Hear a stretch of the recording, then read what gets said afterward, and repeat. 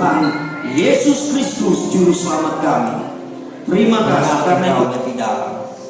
Diberkatilah Engkau semua dalam nama Tuhan Yesus. Haleluya. Amin. Silakan masuk. Bapak Ibu, mari kita bangkit berdiri. Kita menyanyi pujian ini dari awal. Saya persilakan hambanya, Ibu Pendeta.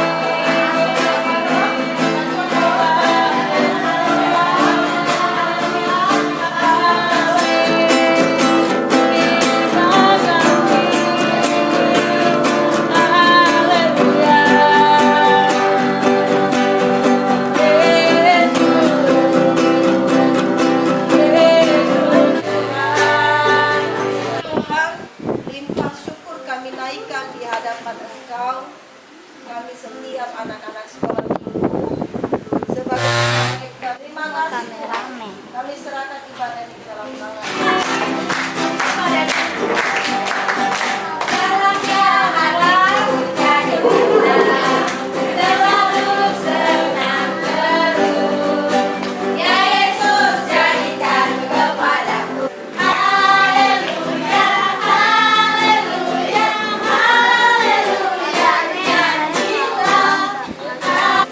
Sukacita, oh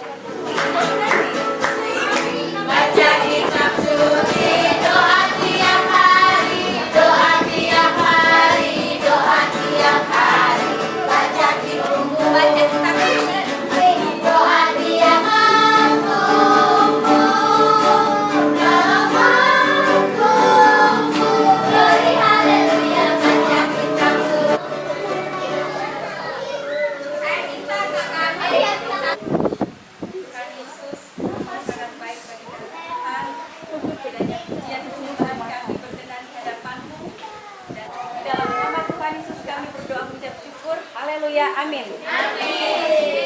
Kelas besar di dalam, kelas kecil.